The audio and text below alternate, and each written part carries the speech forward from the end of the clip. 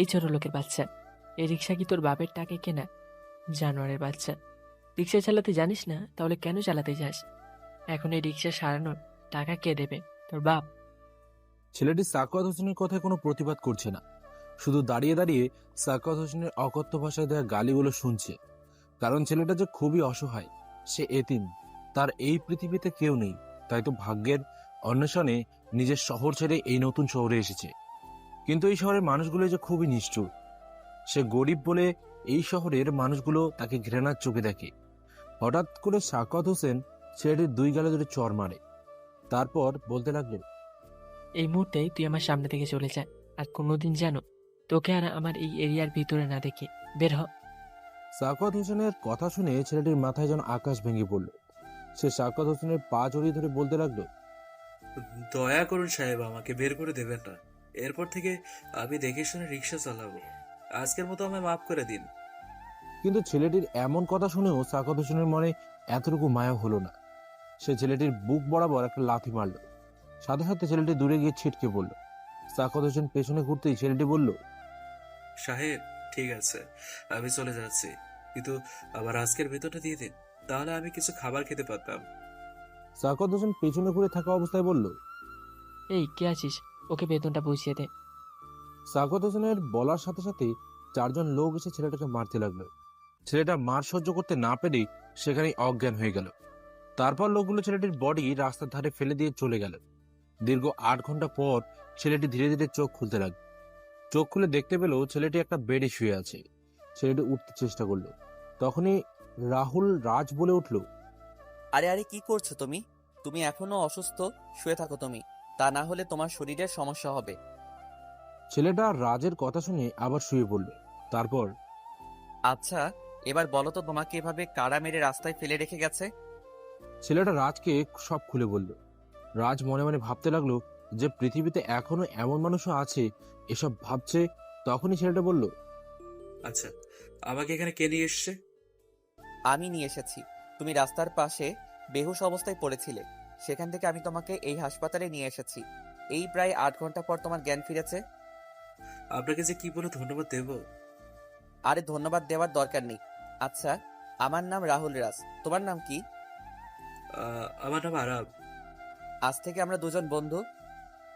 বন্ধু হতে পারি, কিন্তু বন্ধুতে কোনো তুমি বা আপনি থাকবে না, তুই করে বলতে হবে। তা আবার বলতে? আচ্ছা তুই থাক, আমি আসছি। আচ্ছা, ঠিক আছে। তারপর রাজ বাইরে বেরিয়ে ডাক্তারের কেবিনে চলে গেল। ডাক্তারের কেবিন থেকে বের হয়ে একজনকে ফোন করে হসপিটালে বিল পরিশোধ করার জন্য বলে দিল। তারপর আবার রাজ আরবের কাছে গেল। তারপর আরবকে বলল, কিরে, কেমন লাগছে এখন? আগের থেকে বেটার লাগছে। আচ্ছা তুই কোথায় থাকিস সেটা তো জানা হলো না। আবার থাকার কোনো জায়গা নেই। আগে তো গ্যারেজ মালিক একটা থাকার জায়গা দিয়েছিল, এখন তো আর সেটাও নেই। ও আচ্ছা, তাহলে তুই আমার সাথে চল, আমার সাথেই থাকবি। আমি এই পাশেই একটা বস্তিতে থাকি, তোর যদি কোনো আপত্তি না থাকে তো যেতে পারিস। আরে না না, আমার কোনো আপত্তি নেই। আচ্ছা তাহলে চল। তারপর তারা দুজনেই চলে গেল বস্তিতে। দুজনেই ফ্রেশ হয়ে কিছু খেয়ে নিল। তারপর রাজ আরবকে বলল, আচ্ছা তুই লেখাপড়া জানিস?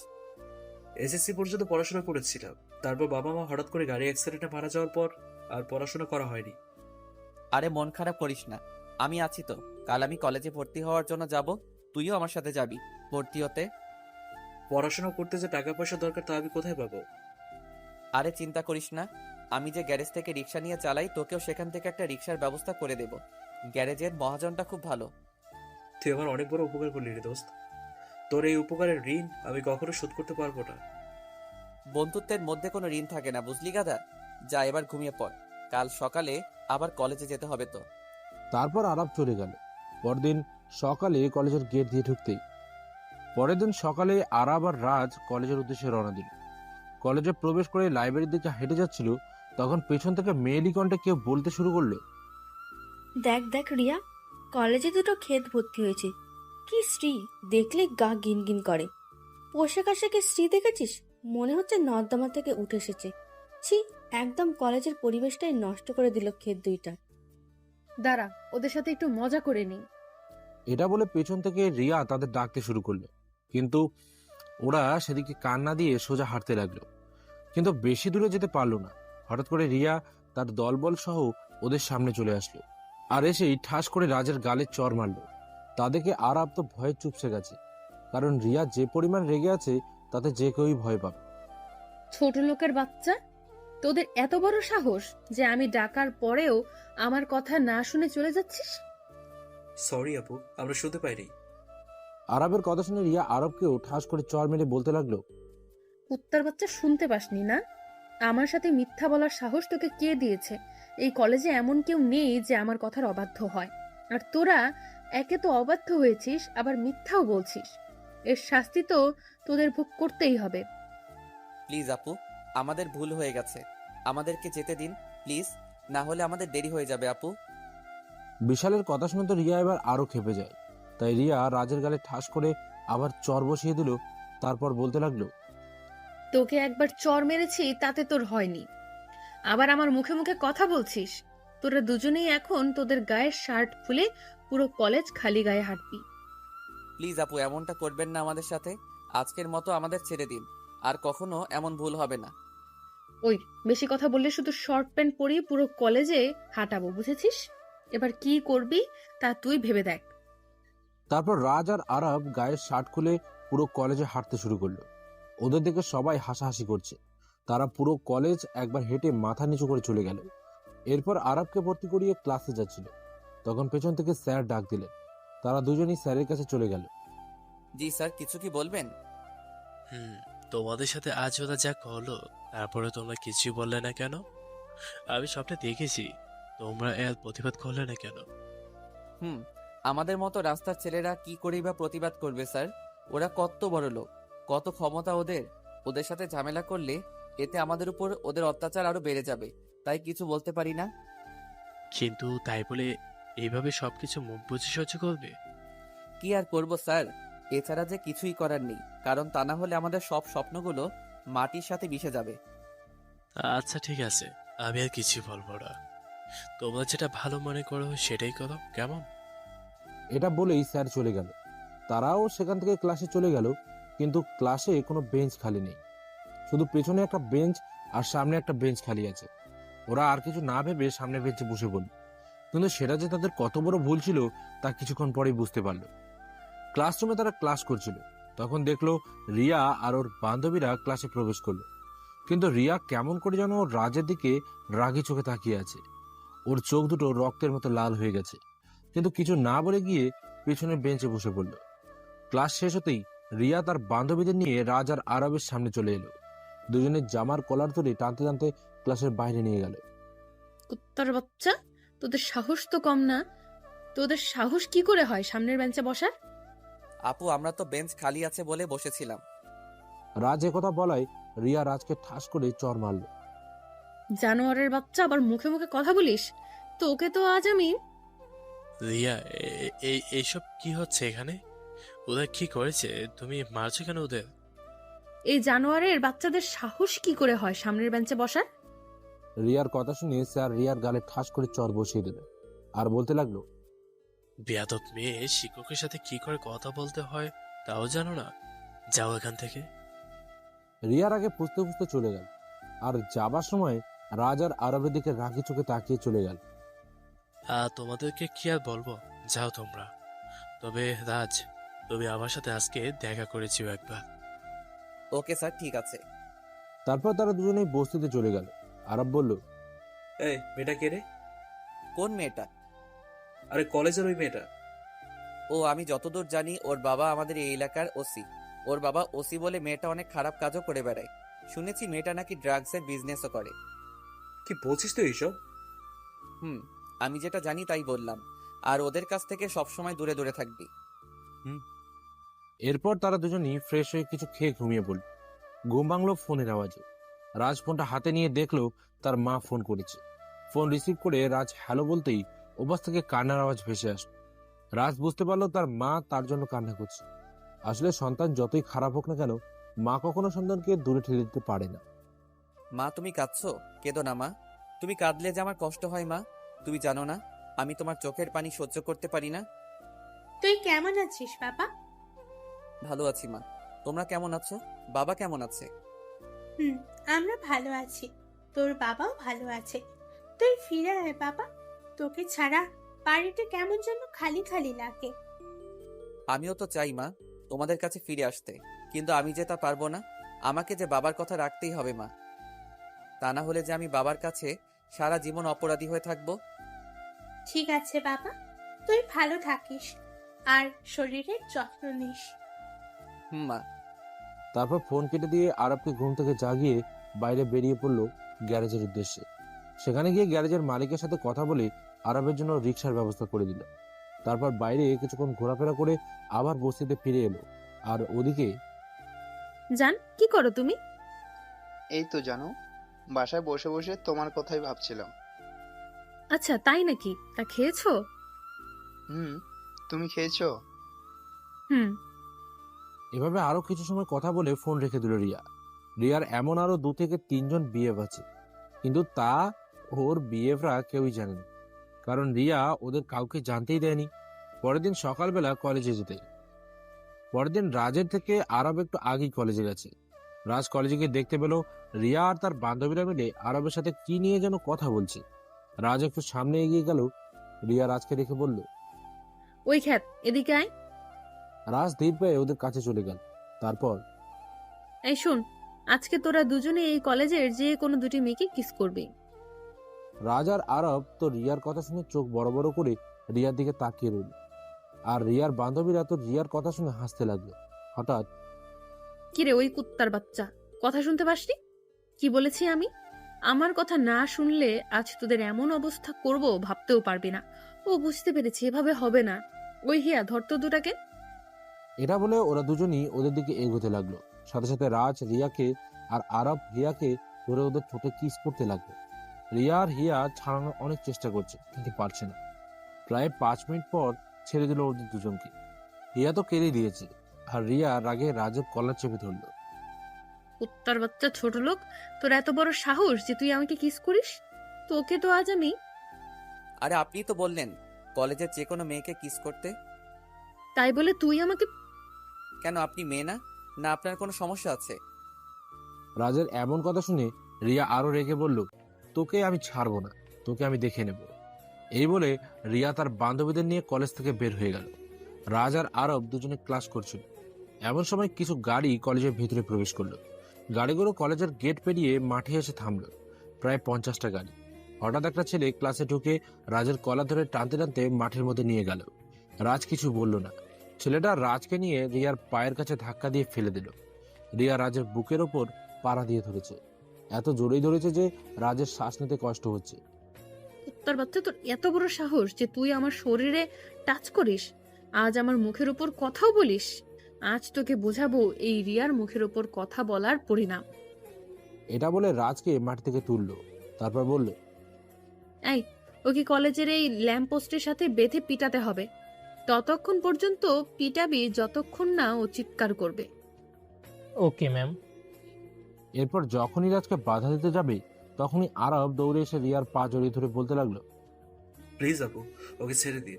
অপরাধ তো আমিও করেছি, আপনি আমাকে মারুন, তবু ওকে ছেড়ে দিন। ও, তুই তো দেখছি খুবই মহৎ বন্ধুর জন্য মার খেতেও প্রস্তুত। ঠিক আছে, তোর ইচ্ছেটাই পূরণ করি।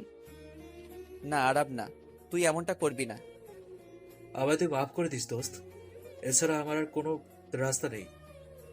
রিয়া রাজকে উদ্দেশ্য করে বলল, হুম, এখন তোর বন্ধুকে মারবো।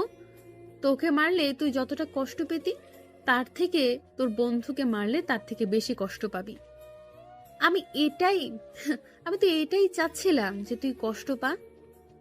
না তাই আমি তো এটাই চাচ্ছিলাম যে তুই কষ্ট পা। না, তুই আমায় মার। এটা বলে রাজ ল্যাম্পপোস্টের নিচে গিয়ে দাঁড়িয়ে পড়ল। প্লিজ দোস্ত, তুই সরে যা। তোকে আমার বন্ধুত্বের কসম, তুই আর এক পাও এগোবি না। আরব সাথে সাথে থেমে গেল, রাজের দিকে অসহায় দৃষ্টিতে তাকিয়ে রইল। কিরে জানোয়ারের বাচ্চা, মার আমায়। এটা বলার সাথে সাথে রিয়ার সাথে আসা ছেলেগুলো রাজকে মারতে শুরু করলো। এতটাই মেরেছে যে রাজ উঠে দাঁড়াতে পারছে না। আরব রাজকে ধরে হাসপাতালে নিয়ে গেল। সুস্থ হতে রাজের প্রায় 1 সপ্তাহ লেগে গেল। এই 1 সপ্তাহ আরব রাজের সাথেই ছিল। আসলে ওর মতো বন্ধু পাওয়া ভাগ্যের ব্যাপার। 1 সপ্তাহ পর আজ আবার বস্তিতে ফিরে এলো তারা। পরের দিন সকালে আবারও কলেজের উদ্দেশ্যে বেরিয়ে পড়ল। সকালবেলা কলেজে যেতেই রাজ দেখতে পেল কিছু ছেলে একটা মেয়েকে ডিস্টার্ব করছে, বাজেভাবে কথা বলছে। রাজ এসব দেখে সেখানে চলে গেল। কিরে ভাই, কি হচ্ছে এসব এখানে? কে রে তুই? এখানে যাই হোক না কেন, তাতে তোর সমস্যা কোথায়?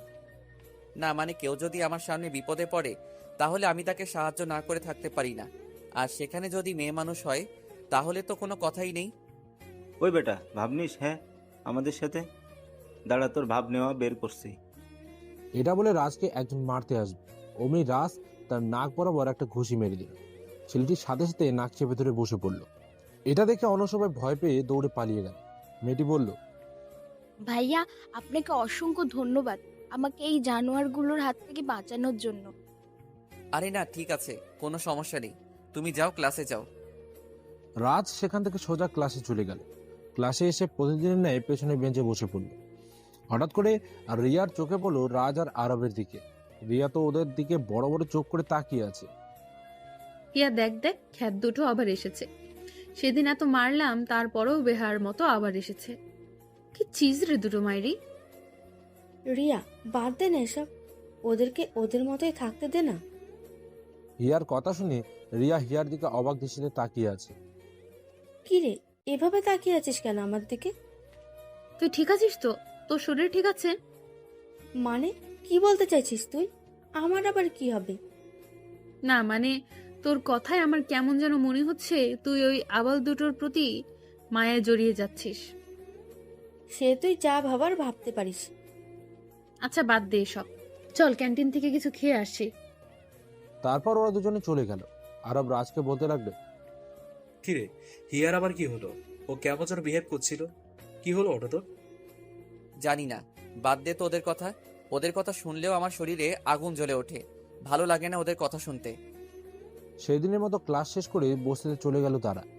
বিকেলে দুজনেই গ্যারেজে গিয়ে রিক্সা নিয়ে বেরিয়ে পড়ল। আরব চলে গেল একদিকে আর রাজ অন্যদিকে। রাজ এক জায়গায় রিক্সা নিয়ে দাঁড়িয়ে আছে ভাড়ার জন্য। হঠাৎ কেউ একজন মেয়েলি কণ্ঠে পেছন থেকে বলে উঠল, এই রিক্সা যাবে? রাজ পেছনে ঘুরতেই তো 1000 ভোল্টের শক খেলো, কারণ রাজের সামনে রিয়া দাঁড়িয়ে আছে। রিয়া রাজকে দেখেই বলতে লাগলো, ওহো, তাহলে তুই রিক্সাও চালাস? আমি আগেই জানতাম তুই একটা ছোট লোক, আর এখন তো দেখছি তোর কোনো খুল কিনারাই নেই। ছি ছি, একটা রিক্সাওয়ালা আমার সাথে একই কলেজে আবার একই ক্লাসে পড়ে। কে যে এমন ছেলেদের কলেজে ভর্তি করায় কে জানে। রাজ রিয়ার কথা শুনে শুধু মাথা নিচু করে দাঁড়িয়ে আছে, কিছু বলতে পারছে না। রিয়া এসব বলে চলে গেল। রাজের মনটা খুবই খারাপ হয়ে গেল, তাই বসতে চলে এলো। এসে শুয়ে পড়ল, কিন্তু আরব এখনো আসেনি। রাজের ঘুম ভাঙল সন্ধ্যার দিকে। ফ্রেশ হয়ে একজনকে ফোন দিল সে। কিছু কথা বলে ফোনটা রেখে দিল। ফোন রেখে সামনে তাকাতেই দেখে আরব তার সামনে দাঁড়িয়ে আছে। ওকে দেখে রাজের বুকটা মোচড় দিয়ে উঠল। ও আবার কিছু জেনে গেল না তো? হঠাৎ আরব বলে উঠল, কিরে, তুই কখন আসলি? এই তো অনেক আগেই, ভালো লাগছিল না তাই। কেন, কি হয়েছে তোর? শরীর খারাপ নাকি? আরে না। তাহলে কি হয়েছে? তারপর রাজ আরবকে রিয়া যা যা বলেছে সবকিছু বলল। কবে যে এমন অবহেলা থেকে, ধনীদের অত্যাচার থেকে মুক্তি পাবো কে জানে। আচ্ছা চল কিছু খেয়ে নেই। তারা দুজন একসাথে খাবার খেয়ে কিছু সময় পড়াশোনা করে ঘুমিয়ে পড়ল। পরের দিন সকালবেলা রাজের কাজ থাকার কারণে একটু দেরি করেই কলেজে গেল সে। সকালবেলা রাজ কলেজে গিয়ে দেখতে পেল কিছু ছেলেরা মিলে একজন বৃদ্ধ লোককে মারছে, কিন্তু কেউ কিছুই বলছে না, শুধু তাকিয়ে তাকিয়ে দেখছে। এসব দেখেই রাজের মাথায় রক্ত উঠে গেল। রাজ সেখানে চলে গেল। একটা ছেলে লোকটাকে জোরে ধাক্কা মারল। লোকটা রাজের গায়ের উপরে এসে পড়ল। রাজ লোকটাকে জিজ্ঞেস করলো, চাচা কি হয়েছে? আপনাকে ওরা মারছে কেন? কি বলবো বাবা, আমার মেয়েটা এই কলেজে পড়তো, ওদের সাথেই থাকতো। আমার একমাত্র মেয়ে বাবা, ওকে খুঁজে পাচ্ছি না। আজ প্রায় 1 মাস হয়ে গেল। ওদের কাছে অনেকবার জিজ্ঞেস করেছি, কিন্তু ওরা আমাকে কিছুই বলেনি বাবা। আর আজ যখন জিজ্ঞেস করতে আসলাম তখন ওরা আমাকে মারতে শুরু করলো। বুঝতে পেরেছি চাচা, আপনি এক কাজ করুন, আপনার বাড়ির ঠিকানা দিয়ে যান আমাকে, আমি আপনার মেয়েকে খুঁজে এনে দিব। আপনি কোনো চিন্তা করবেন না। ঠিক আছে বাবা। তারপর লোকটা তার বাড়ির ঠিকানা দিয়ে চলে গেল। রাজ ছেলেগুলোর দিকে একবার ভালো করে তাকিয়ে ক্লাসের দিকে চলে গেল। তখন হিয়া রাজের সামনে এসে দাঁড়ালো। রাজ, তোমার বন্ধু আরাব কোথায়? কেন? তুমি আরবের খবর দিয়ে কি করবে? ওকে তোমার কি প্রয়োজন? অপমান করবে আবার? হ্যাঁ, তোমাদের তো এটাই কাজ। আমাদের মতো মানুষের সাথে খারাপ আচরণ করা ছাড়া তোমরা আর কি বা পারো? তুমি আমায় ভুল বুঝছো রাজ। আমি হুম, ভুল? হ্যাঁ, ভুল তো আমি এতদিন ভেবে এসেছি। এতদিন আমি ভাবতাম মানুষ মানুষের জন্য একে অপরের সুখ দুঃখের সাথী হয়, কিন্তু তোমরা আমার সেই ধারণাটা ভেঙে দিয়েছো, আমার সেই ভুলটা ভেঙে দিয়েছো। রাজ, তুমি বুঝতে পারছো না। কেন জানি না ওর মুখটাই সবসময় আমার চোখের সামনে ভেসে বেড়ায়। একটা মুহূর্ত ওকে ছাড়া ভাবতে পারি না। হয়তো ভালোবেসে ফেলেছি ও। হিয়া আর কিছু বলতে পারলো না। তার আগেই রাজ হিয়ার গালে কষে চর বসিয়ে দিল। হিয়া তো চর খেয়ে রাজের দিকে করুণ দৃষ্টিতে তাকিয়ে আছে। তারপর বলতে লাগলো, ভালোবাসো তাই না? ভালোবাসার মানে বোঝো? হ্যাঁ, এই তুমিই তো প্রথম দিন আমাদের দুজনকে খ্যাত, ছোট লোক এসব বলে গালি দিতে। তোমার বান্ধবী রিয়ার সাথে মিলে আমাদের উপর কত অত্যাচার করলে, আর এখন বলছো ভালোবাসো? How funny! আমি সবকিছুর জন্য তোমার কাছে মাপ চাইছি রাজ, প্লিজ। তবুও বিশ্বাস করো, আমি সত্যিই ওকে খুব ভালোবাসি। চুপ করো, বন্ধ করো তোমার এসব ন্যাকামি নাটক। আমার ক্লাস আছে, সরো আমার সামনে থেকে। এই বলে রাজ সেখান থেকে চলে এলো, আর হিয়া সেখানেই দাঁড়িয়ে রইল। হঠাৎ রিয়া সেখানে এসে হিয়াকে বলতে লাগলো, ছি ছি ছি ছি ছি ছি, হিয়া, শেষ পর্যন্ত তুই ওই ছোট লোকটার প্রেমে পড়লি, ওকে ভালোবাসতে শুরু করলি। আমি তো আর তোর মতো না যে 3-4টার সাথে সম্পর্ক রাখবো। আমি ওকে ভালোবাসি, আর ওকে নিয়ে বাকিটা জীবন চলবো ভেবেছি। খুব ভালো। শেষ পর্যন্ত একটা নিচু জাতের ছোট রিয়া আর কিছু বলার আগেই হিয়া রিয়ার গালে চর বসিয়ে দেয় আর বলতে লাগে, তুই ভালোবাসার কি বুঝবি? তোর তো একটা দিয়ে হয় না, তাই তো 3-4টার সাথে সম্পর্ক করিস। কিন্তু মনে রাখিস, এমন একদিন আসবে যেদিন এই তুই একটু ভালোবাসার ভিক্ষা চাইবি, কিন্তু পাবি না। সেদিন তুই বুঝতে পারবি যে ভালোবাসা কি। হিয়া, তুই যাই বলিস না কেন, চরটা মেরে তুই ঠিক করলি না রে। এর জন্য তোকে অনেক মূল্য দিতে হবে। তুই যা পারিস কর গিয়ে, আমাকে ভয় দেখাতে আসিস না। হিয়া সেখান থেকে চলে গেল। রিয়া শুধু রাগে কটমট করছে আর মনে মনে বলছে, হিয়া, তুই আমার ছোটবেলার বান্ধবী হয়েও আজ এই 2 দিনের ছেলে একটা ছোট লোকের জন্য আমার গায়ে হাত তুললি। ঠিক আছে, তাহলে তুই এখনো আমায় চিনিস না হিয়া। আগে তোর ব্যবস্থা করব, তারপর ওই ছোট লোক দুটার। অপেক্ষায় থাক হিয়া, অপেক্ষায় থাক। রাত 12টার পর ঘুটঘুটে অন্ধকারাচ্ছন্ন একটা জঙ্গলে একটা ছোট্ট কুটিরের মধ্যে সকালের সেই ছেলেগুলোকে বেঁধে রাখা হয়েছে। ছেলেগুলো ছোটার জন্য আপ্রাণ চেষ্টা করছে, কিন্তু পারছে না। রাজ ধীরে ধীরে কুটিরের ভেতরে প্রবেশ করলো। ছেলেগুলো রাজকে দেখে ভয়ে কাঁপতে শুরু করলো। একটা ছেলে কাঁপা কাঁপা কণ্ঠে বলল, তুমি? হ্যাঁ, আমি কুত্তার বাচ্চা চেয়েছিলাম এইসব রাস্তা ছেড়ে দিব, কিন্তু তোদের মতো কিছু মানুষরূপী পশুর কারণে সেটা আর হবে না। এবার বল, ওই বৃদ্ধ লোকটার মেয়ে কোথায়? আমরা কিছু জানি না, আমাদেরকে ছেড়ে দাও। ছেড়ে দেব? হাসালি তোরা আমায়। আমি কি তোদেরকে এখানে মজা করার জন্য ধরে এনেছি যে বললি আর অমনি ছেড়ে দিলাম? এখনো ভালোই ভালোই বলছি, বল মেয়েটা কোথায়? ছেলেটা আর রাজকে জোর গলায় বলল, বলছি না জানি না, তারপর বারবার কেন জিজ্ঞাসা করছিস? আমাদেরকে ছেড়ে দে, নইলে কিন্তু ভালো হবে না। আমার বাবা কিন্তু মন্ত্রী, আমার কিছু হয়ে গেলে তুই বাঁচতে পারবি না। তুই জঙ্গলে সিংহকে ভয় দেখাচ্ছিস? তোর বাপ যেই হোক না কেন, তাতে আমার কিচ্ছু যায় আসে না। ভালোই ভালোই বলছি, বলে দে মেয়েটা কোথায়। বলবো না, তোর যা করার করে নে। ছেলেটার কথা শুনে রাজের মাঝে রক্ত উঠে গেল। রাজ শিমুলকে ডাক দিল। শিমুল রাজের ডাক শুনে রাজের সামনে আসলো। তারপর, হ্যাঁ ভাই বলো, কিছু করতে হবে কি? ওদের মুখ থেকে সত্যি কথা বের করার চেষ্টা কর। কোথায় রেখেছে মেয়েটাকে? আরে, তুই একটা মেয়ের খোঁজ নিয়ে কি করবি? আর অনেক মেয়ে আছে, তুই কাউকেই বাঁচাতে পারবি না, কাউকে না। আরো অনেক মেয়ে আছে মানে? কি বলতে চাইছিস তুই? ছেলেটা রাজের কথায় মুচকে হাসলো। তারপর বলল, আরো অনেক মেয়েকে আমরা আমাদের জালে ফাঁসিয়ে অন্য দেশে পাচার করেছি, এতে আমরা অনেক টাকা পাই। এই তোর লজ্জা করে না? নিজের দেশের মেয়েদের টাকার বিনিময়ে অন্য দেশে বিক্রি করে দিস। লজ্জা? সেটা তো আমাদের থাকতে নেই, আমাদের শুধু টাকা চাই, শুধু টাকা। হা হা হা। ছেলেটার কথা শুনে রাগে ক্ষোভে রাজ ছেলেটার বুকে বরাবর একটা লাথি মারল। ছেলেটা অনেক দূরে ছিটকে পড়ল। শিমুল, ওদের এমন টর্চার করবি যাতে মুখ খুলতে বাধ্য হয়? আমার মনে হচ্ছে ওরা শুধু চুনপটি। নিশ্চয় এর পিছনে অন্য কারোর হাত আছে। হয়তো এদের অনেক বড় র্যাকেট আছে যা দেশের বিভিন্ন জায়গায় ছড়িয়ে ছিটিয়ে আছে। তাই এমন অবস্থা করবি যাতে ওরা মুখ খুলতে বাধ্য হয়। ওকে ভাই, আমি দেখছি, এই নিয়ে আপনাকে ভাবতে হবে না। ওকে, ঠিক আছে। রাজ সেখান থেকে চলে গেল পরের দিন। কলেজে গিয়ে দেখতে পেল হিয়া বসে আছে বট গাছের নিচে। রাজ হিয়ার কাছে গেল। হিয়া রাজকে দেখে একটু অবাকই হল। রাজ হিয়াকে জিজ্ঞেস করলো, কি ব্যাপার, তুমি এখানে বসে আছো যে? তাও আবার একা একা? তোমার বান্ধবী কোথায়? ওর কথা আর বলো না আমায়, ও একটা খারাপ মেয়ে। এমন কোনো খারাপ কাজ নেই যে সে করে না, তাই সব সম্পর্ক শেষ করে দিয়েছি ওর সাথে। ও, ভালো করেছো। চলো ক্লাসে যাই। চলো। কিন্তু কিন্তু কি? আরাব কোথায়? ওকে তো দেখছি না। আমি এখানে। তুই কখন আসলি? এই তো কিছুক্ষণ আগে। আর এসে তোদের কথা শুনছিলাম। তবে হিয়া কাজটা ঠিক করেছে, রিয়ার সাথে সম্পর্ক শেষ করে। চল ক্লাসে যাই। এরপর তারা তিনজনই ক্লাসের দিকে চলে গেল। ক্লাসে হিয়া আর আরব পুরো ক্লাস দুজন দুজনের দিকে তাকিয়েছিল। সেদিনের মতো ক্লাস শেষ করে তারা যে যার গন্তব্যে চলে গেল। আরব রাজকে বলল, দোস্ত তুই যা, আমি একটু পরে আসছি। তুই আবার কোথায় যাবি? এই একটু কাজ আছে, কাজটা শেষ হলে চলে আসবো। ওকে। রাজ সেখান থেকে চলে এলো বস্তিতে। আর অন্যদিকে আরব জিহানের গলা চেপে ধরল আর বলতে লাগলো, ওই শুয়োরের বাচ্চা, তোদের সবাইকে আমি টাকা দিয়ে পুষে রেখেছি কি এজন্য? হ্যাঁ, তোরা থাকতে ওদেরকে কিভাবে কিডন্যাপ করে নিয়ে গেলাম? হ্যাঁ? জিহান কিছু বলতে পারছে না, তার নিঃশ্বাস যেন বন্ধ হয়ে আসছে। আরব জিহানের গলা ছেড়ে দিতেই জিহান কাঁদতে শুরু করলো। তারপর বলতে লাগলো, ভাই বিশ্বাস করুন, ওদেরকে তুলে নিয়ে গেছে তা আমরা জানতাম না। ওদেরকে বাইরে থেকে কিডন্যাপ করা হয়েছে, তাই আমরা কিছু করতে পারিনি ভাই। আমাদের মাফ করে দিন।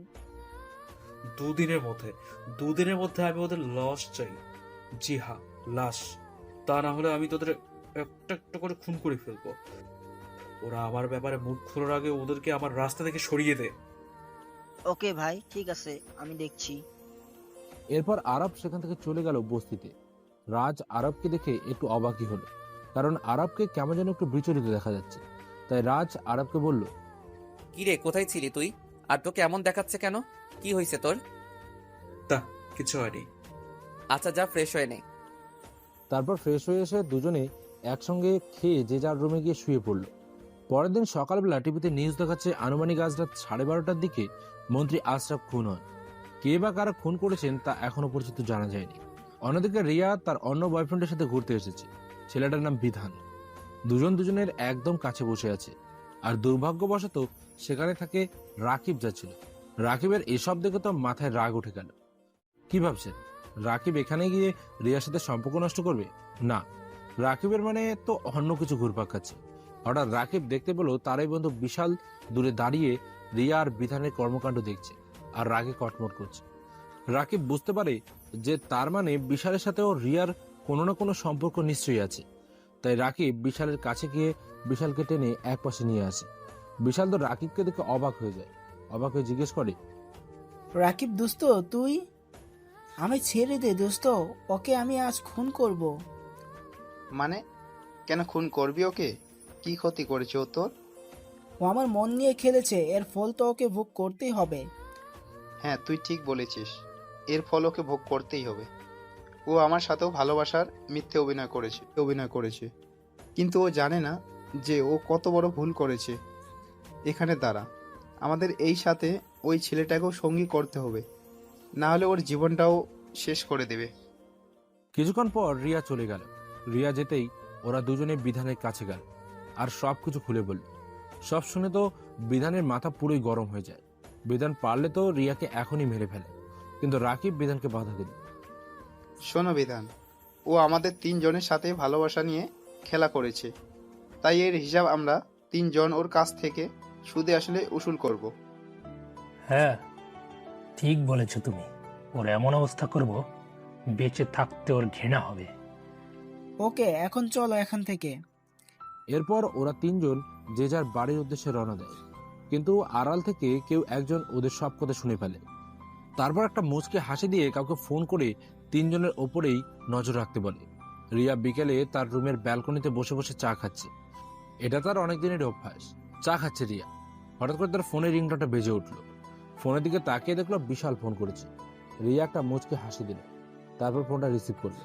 ফোন রিসিভ করে আহ্লাদি সুরে বলল, হ্যাঁ বাবু বলো, আমার বাবুটা বুঝি আমাকে খুব মিস করছে?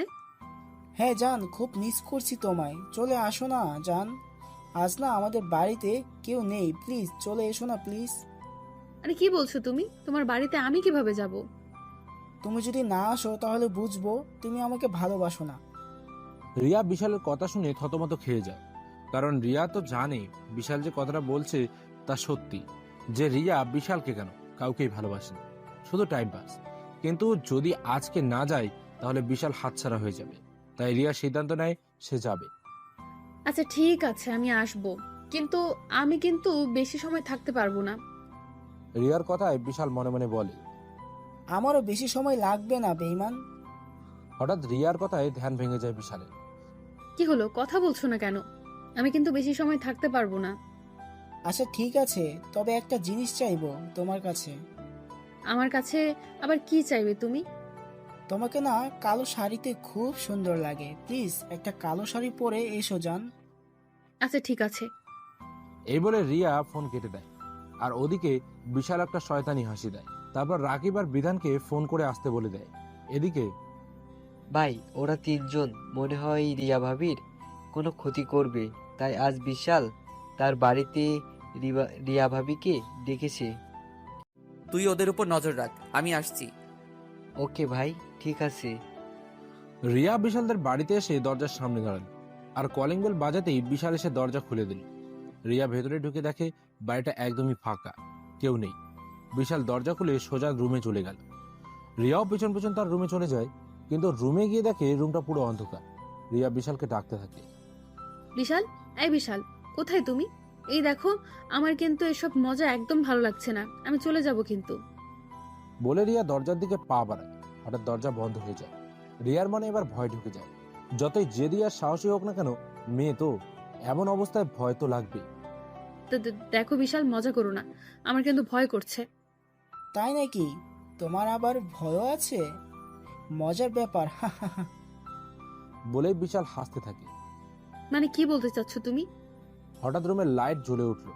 রিয়া যেন প্রাণ ফিরে পেল, কিন্তু সামনে তাকাতেই যা দেখলো তাতে তার মাথায় আকাশ ভেঙে পড়ল। রিয়া দেখে তার সামনে রাকিব, বিধান আর বিশাল দাঁড়িয়ে আছে, আর রাগে তাদের চোখ লাল হয়ে আছে। রিয়া ওদের দেখেই বুঝতে পারে যে তার কপালে খারাপ আছে। তোমরা? হ্যাঁ, আমরা। কেন, কি মনে করেছিলে তুমি আমাদের নিয়ে খেলবে আর আমরা জানতেও পারবো না? আজ আমাদের সাথে করা অভিনয়ের প্রতিশোধ নেব আমরা। আজ তোর এমন অবস্থা করব যা তুই ভাবতেও পারবি না। দেখো, আমার সাথে এমন কিছু করার চেষ্টা করো না, তাহলে কিন্তু তোমাদের বিপদ হবে। তোমরা কিন্তু আমাকে এখনো চেনো না, তাই বলছি আমাকে যেতে দাও। এই বিশাল, ধর তো শালিরে। ছেলেদের সাথে ভালোবাসা নিয়ে খেলা করার মজা আজ ওকে বোঝাবো। হ্যাঁ তুই ঠিকই বলেছিস, দেখবো আজ কি করে ও আমাদের হাত থেকে রক্ষা পায়। শালি, তোকে তো আজ। এই বলে বিশাল রিয়ার শাড়ির আঁচল ধরে টান দেয়। যতই ক্ষমতা থাক, কিন্তু তারপরেও রিয়া আজ খুবই অসহায়। কারণ যতই ক্ষমতা থাকুক না কেন, নারীর সব থেকে মূল্যবান সম্পদ হচ্ছে তার ইজ্জত। আর সেটাই যদি হারিয়ে যায় তাহলে তো হাজারো ক্ষমতা, ধন, সম্পদ দিয়ে ফিরিয়ে আনা যায় না। রিয়া কি করবে বুঝে উঠতে পারছে না, কারণ একটা মেয়ে তিনটা ছেলের সাথে কোনোভাবে শক্তিতে পেরে ওঠা সম্ভব না। কিভাবে বাঁচবে আজ রিয়া? কে বাঁচাবে তাকে? বিশাল শাড়ির আঁচল ধরে টান দিলে রিয়া শাড়ির আঁচল ধরে রাখে। প্লিজ বিশাল, আমাকে ছেড়ে দাও, আমার এত বড় সর্বনাশ করো না, দয়া করে আমায় ছেড়ে দাও। না না, সেটা তো হতে পারে না, তোর কৃচ্ছকর্মের ফল তুই যে তোকে ভোগ করতেই হবে। বলেই বিশাল রিয়ার গালে চর বসিয়ে দেয়। চরটা এত জোরেই মেরেছে যে ঠোঁট কেটে রক্ত বের হচ্ছে। রিয়া উঠে দাঁড়াতেই বিশাল আবারও চর মারে। এবারে রিয়া চরের তাল সামলাতে না পেরে বিছানার ওপর পড়ে যায়। রাকিব আর বিধান গিয়ে রিয়ার দুই হাত চেপে ধরে। বিশাল রিয়ার দিকে এগোতে থাকে। না, আমায় যেতে দাও, আমায় ছেড়ে দাও প্লিজ। হঠাৎ দরজা ভাঙার আওয়াজ শুনতে পেল সবাই, আর তাই রিয়াকে সবাই ছেড়ে দিয়ে কে দরজা ভাঙলো সেটা দেখার জন্য পেছনে ঘুরে। আর রিয়া তড়িঘড়ি করে উঠে বসে। রিয়াও সামনের দিকে তাকিয়ে হাজার ভোল্টের শক খেল। রিয়া ভাবতেও পারছে না যে এখানে কিভাবে এলো। রিয়া এত অবাক হওয়ার কারণ হচ্ছে তাদের সামনে রাজ দাঁড়িয়ে আছে, আর তার পাশে শিমুল এবং রাজের লোকজনও আছে। রাজ বলতে শুরু করে, তোদের লজ্জা করে না? কাপুরুষের মতো তিনজন মিলে একটা মেয়ের সাথে জোর জবরদস্তি করছিস। যদি পুরুষ হয়ে থাকিস তাহলে পারলে আমার সাথে লড়াই কর। ওই বেটা, কে রে তুই? হ্যাঁ, কে রে তুই? তোর সাহস কি করে হলো এখানে আসার? তুই আমাদের এখনো চিনিস না। কারা তোরা? আর আমার কাউকে চিনতে হয় না, কারণ আমি যেখানে যাই সেখানকার মানুষই আমাকে চিনে নেয়, কারণ সেই জায়গাটাই আমার হয়ে যায়। তাই বলছি, বাঁচতে চাইলে এখান থেকে চলে যা। ওই, তোরা ওর সাথে শুধু শুধু পেঁচাল পারিস কেন? ধর ওকে, শালা অতিরিক্ত কথা বলে। হ্যাঁ, 10 শালারে। বলেই যেই না রাজকে মারতে যাবে অমনি রাজ ওদের তিনজনকে মেরে আধমরা করে ফেলেছে। এরপর রাজ রিয়ার কাছে গিয়ে রিয়ার গালে দুটো চর বসিয়ে দিল। রিয়া গালে হাত দিয়ে রাজের দিকে করুণ দৃষ্টিতে তাকিয়ে আছে। তোমাকে মেয়ে ভাবতেও আমার ঘৃণা হয়। একটা দিয়ে হয় না, তাই না? তিনজন লাগে। আরে, এর থেকে পতিতালয়ের পতিতারা অনেক ভালো। ওরা যার সাথে মেলামেশা করে মন থেকে করে। আর তুমি, ছি শিমুল। জি ভাই, বলুন। ওকে ওর বাড়িতে নিয়ে যা। রাজের এমন কথা শুনে রিয়া আর কান্না আটকাতে পারল না। শিমুল আর রাজ রিয়াকে নিয়ে যেতে লাগলে বিশাল বলে উঠল, এই, তুই ওকে নিয়ে যাচ্ছিস যা, কিন্তু যাবার আগে তো বলে যা কে তুই। বিশালের কথা শুনে রাজ মুচকি হাসি দিল। শিমুল বিশালের উদ্দেশ্যে বলল, জানতে চাস এ কে? শুনলে বেঁচে থাকতে পারবি তো, না দম বন্ধ হয়ে মারা যাবি? এ হচ্ছে মাফিয়া জগতের king, king of the kings, DK Raj. নামটা শুনে ওদের তিনজনের চোখ বড় বড় হয়ে গেল। আর রিয়া তো পুরো অবাক চোখে তাকিয়ে আছে রাজের দিকে। সে ভাবতেই পারছে না যে সে সত্যি শুনছে না মিথ্যে। রিয়াকে শিমুল বাড়িতে পৌঁছে দিল। রিয়া বাড়িতে গিয়ে সোজা তার রুমে চলে গেল। রুমে গিয়ে ফ্রেশ হয়ে বিছানায় গিয়ে বসে পড়ল আর ভাবতে লাগলো, যে মাফিয়ার পাওয়ার নিয়ে সে নিজে চলে, সে মাফিয়া কিং হয়েও রাজের মধ্যে নেই কোনো অহংকার। আর সে নিজে সামান্য একজন লেডি কুইন হয়ে এত অহংকার। আজ রিয়ার নিজের ওপর নিজেরই রাগ হচ্ছে। আজ তার অহংকারের জন্যই তার এই অবস্থা।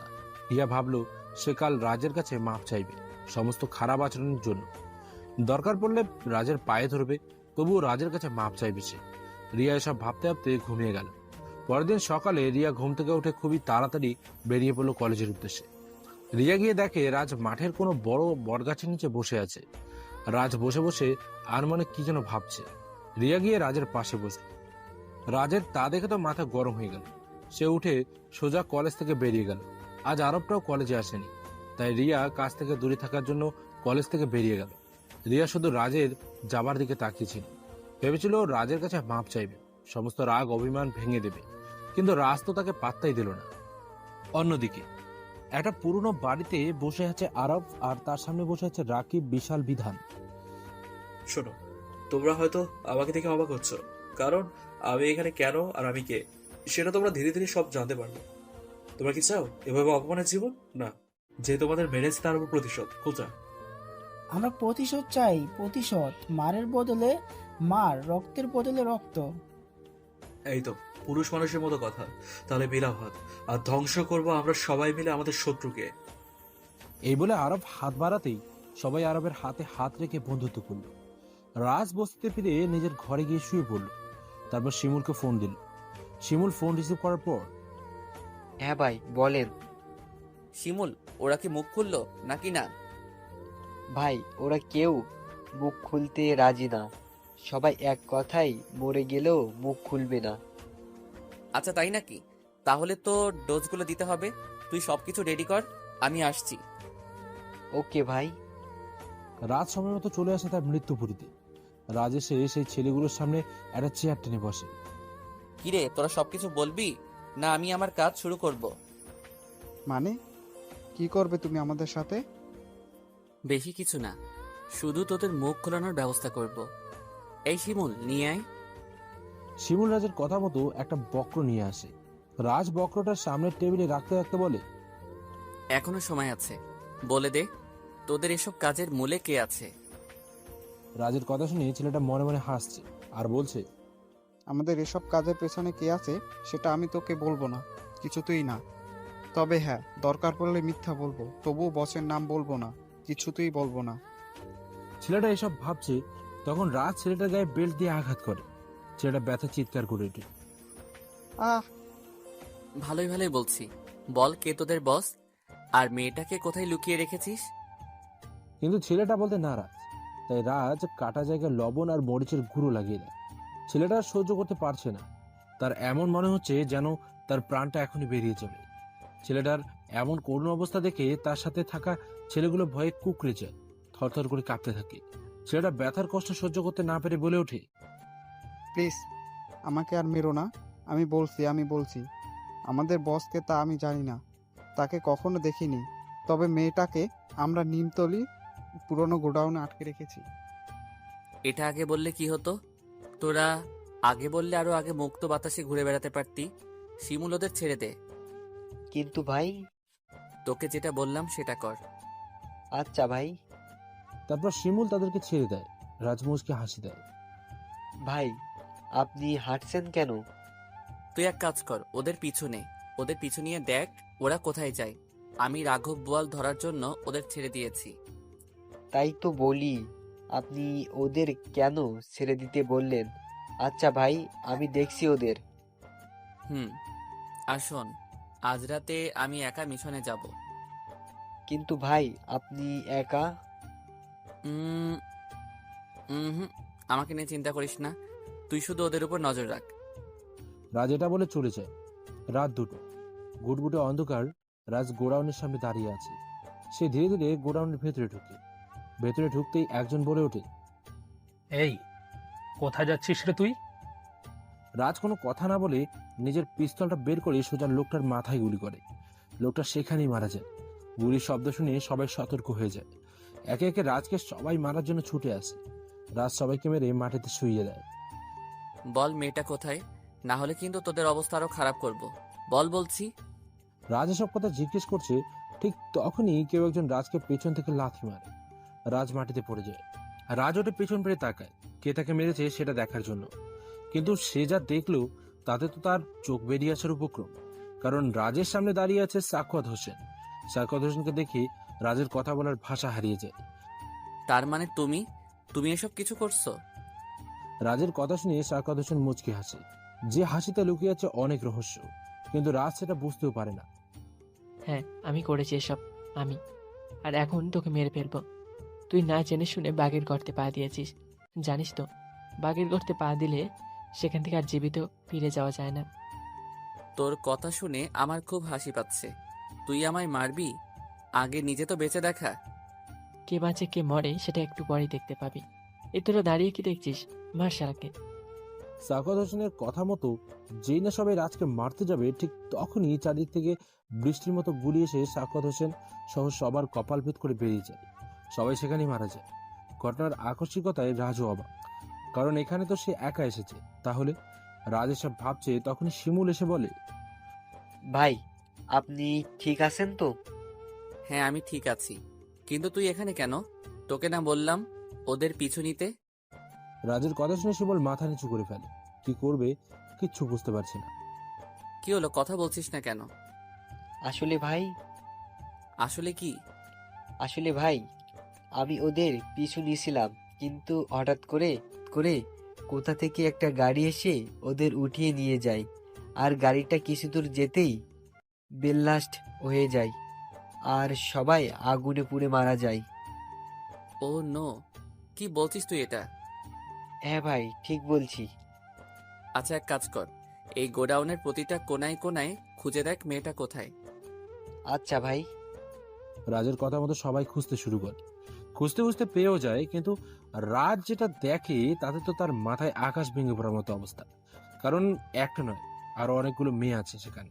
সবগুলো মেয়েদের বয়স প্রায় 18 থেকে 19 হবে। মেয়েগুলো ভয়ে কুঁকড়ে আছে। রাজকে দেখে সবাই ভয়ে জড়সড় হয়ে গেছে। রাজ সবাইকে কোনো মতে তাদের বুঝিয়ে তাদের পরিবারের কাছে ফিরিয়ে দেওয়ার ব্যবস্থা করে। রাজ সে বৃদ্ধ লোকটার মেয়েকেও তার বাড়িতে পৌঁছে দেয়। এরপর রাজ তার ঘরে ফিরে আসে। রাজকে ঘরে ফিরে আসতে দেখে কেউ একজন আড়াল থেকে রাগে থরথর করে কাঁপছে। চোখ দিয়ে যেন আগুনের ফুলকি বেরোচ্ছে, আর মনে মনে বলছে, এর সত্য আমি তুলবই, তোর রক্ত দিয়ে আমি হোলি খেলবো, হোলি। রাজ রুমে গিয়ে ঘুমিয়ে পড়ে। সকালবেলা রাজ আর আরব বেরিয়ে পড়ে কলেজের উদ্দেশ্যে। তারা গিয়ে বড় বট গাছের নিচে বসে পড়ে। আর আবার রাজ বসে বসে গল্প করছে। তখনই রিয়া সেখানে উপস্থিত হয়। রিয়াকে দেখে রাজের রাগ উঠে যায়। তাও রাজ কিছু না বলে চুপচাপ বসেই আছে। রিয়া রাজের পাশে বসে পড়ল। রিয়া বসা মাত্রই রাজ উঠে গেল। রাজ উঠে যেতে লাগলে রিয়া রাজের হাত ধরে ফেলে। এতে তো রাজের শরীর রাগে থরথর করে কাঁপছে। রাজ নিজেও বুঝতে পারছে না যে রিয়াকে দেখলে তার এমন রাগ হচ্ছে কেন। রাজ রিয়ার দিকে তাকাতেই রিয়া ভয়ে রাজের হাত ছেড়ে দেয়, কারণ সে রাজের এমন রূপ কখনো দেখেনি। রাগে রাজের চোখ রক্তের মতো লাল হয়ে গেছে। রিয়া ভয়ে আর কিছু বলার সাহস পাচ্ছে না, মাথা নিচু করে আছে। রাজ সেখান থেকে চলে যায়। এভাবে কেটে গেল কিছুদিন। রাজ নিজের মতো করে কলেজে আসে আর ক্লাস করে বাড়িতে ফিরে যায়। প্রায় 1 মাস হয়ে গেছে। এই 1 মাসে রিয়া রাজের সাথে অনেক কথা বলার চেষ্টা করেছে, কিন্তু রাজ কোনো পাত্তাই দেয়নি। একদিন সকালবেলা রাজ বট গাছটার নিচে বসে বই পড়ছিল। তখন রিয়া সেখানে উপস্থিত হয় এবং রাজের পাশে বসে পড়ে। রাজ উঠতে গেলে আজ আর উঠতে পারে, কারণ রিয়া তার আগেই তার হাত ধরে ফেলেছিল। রাজ, তুমি আমার সাথে এমন কেন করছো? কথা কেন বলছো না আমার সাথে? কি কথা বলবো আমি তোমার সাথে? কি কথা বলবো? তুমি আমার সাথে যেগুলো করেছো সেগুলো ভুলে গেছো? কলেজের সেই প্রথম দিন থেকে অপমান, অবহেলা, লাঞ্ছনা করেছো আমাকে। আরে আমি তোমার কি ক্ষতি করেছিলাম যে তুমি আমার সাথে এমন ধরনের আচরণ করেছিলে? আমাকে মাফ করে দাও রাজ, আমি বুঝতে পারিনি। মাফ? তাও তোমাকে? কোনো দিনও না, তোমাকে কখনো মাফ করতে পারবো না। আজও তোমার করা অপমানগুলো আমার চোখের সামনে ভাসে। ভুলতে পারি না আমি সেদিনের সেই কথা। কলেজের সবার সামনে আমাকে বেঁধে পিটিয়েছিলে, মনে পড়ে? অবশ্য তোমার মনে না থাকারই কথা, কারণ তোমার মতো মেয়ের তো এসব করাই নিত্যদিনের রুটিন। এখন সরো আমার সামনে থেকে, আমার ক্লাস আছে, বাই। এটা বলে রাজ সেখান থেকে চলে যায় আর রিয়া সেখানেই মাটিতে বসে পড়ে। কি করব আমি এখন? কিভাবে বোঝাবো আমি ওকে কতটা ভালোবেসে ফেলেছি? ও তো আমাকে কথা বলার কোনো সুযোগ পর্যন্ত দিচ্ছে না। আমি কখনো হারতে শিখিনি, আর হারবও না। রাজকে আমার ভালোবাসতেই হবে। এটা বলে মুন তার বাড়ির দিকে রওনা হলো। অন্যদিকে আরব সব আড়াল থেকে দেখছে। আরব রাজ আর রিয়ার সমস্ত কথা শুনে। আড়াল থেকে ওদের কথা শুনে একটা মুচকে হাসি দিয়ে সেখান থেকে চলে যায়। আর ক্লাসে গিয়ে দেখে রাজ বসে বসে বই পড়ছে, খুব মনোযোগ দিয়ে। এমনটা মনে হচ্ছে যেন একটু আগে কোনো কিছুই হয়নি, একদম নর্মাল ভাবে বসে আছে সে। আরব গিয়ে রাজের পাশে বসে। রাজ একবার আরবের দিকে তাকায়, আবার পড়ায় মনোযোগ দিয়ে। আরব বলতে লাগে, কিরে আজ এত চুপচাপ কেন তুই? আমার সাথেও কোনো কথা বলছিস না? না, কিছু না। তুই বলতেই হলো? তুই কি ভেবেছিস আমি কিছুই জানি না? রাজ আরবের দিকে জিজ্ঞাসা দৃষ্টিতে তাকিয়ে আছে। হ্যাঁ, আমি সব জানি। আমি আড়াল থেকে সব দেখেছি। তুই আসার পর মেয়েটা খুব কেঁদেছে রে। হয়তো তোকে সত্যিই খুব ভালোবাসে। তুই একটা সুযোগ দিয়ে দেখতে পারিস। রাজ আরবের মুখে রিয়ার কান্না করার কথা শুনে তার বুকে ব্যথা অনুভব হয়, কারণ সেও তো রিয়াকে ভালোবাসে, সেটা অনেক আগে থেকে। আর রিয়াকে পাবার জন্য রাজ এই কলেজে ভর্তি হয়েছে, কিন্তু রাজ জানতো না যে রিয়া এতটা অহংকারী। আর রাজ এখন রিয়ার সাথে যেটা করছে সেটা শুধু রিয়ার অহংকারটা ভেঙে দেওয়ার জন্য। রাজ বুঝতে পারে রিয়ার সমস্ত অহংকার ভেঙে গেছে, কিন্তু তারপরও রাজ চাইলেও রিয়াকে আপন করতে পারছে না, কারণ রাজের অতীত কি আছে। রাজের অতীতে কে এই রাজ? তাহলে চলুন জেনে আসি রাজের পরিচয়। রাজ দেশের টপ 10 জন ব্যবসায়ীদের মধ্যে একজন ব্যবসায়ী সালাউদ্দিন ফিরোজের একমাত্র ছেলে। খুব সৎ মানুষ তিনি, আর তার ছেলে হচ্ছে রাজ। বাবার টাকার জোরে এবং ক্ষমতার ফলে রাজ মাফিয়া জগতে খুব অল্প সময়ের মধ্যে নিজের আধিপত্য বিস্তার করে। সে ছিল গরিবের বন্ধু এবং যারা গরিবের উপর অত্যাচার জুলুম করে তাদের জম। কিন্তু কথায় আছে না, সত্য আর সততার বাধা হচ্ছে কিছু অসৎ ও অশুভ শক্তি। তেমনি রাজের সমস্ত কাজের বাধা হয়ে দাঁড়িয়েছিল কালো দুনিয়ার কিছু মানুষ, কিন্তু তারা রাজকে কোনোভাবেই দমাতে পারছিল না। রাজের সাথে পেরে উঠছিল না তারা।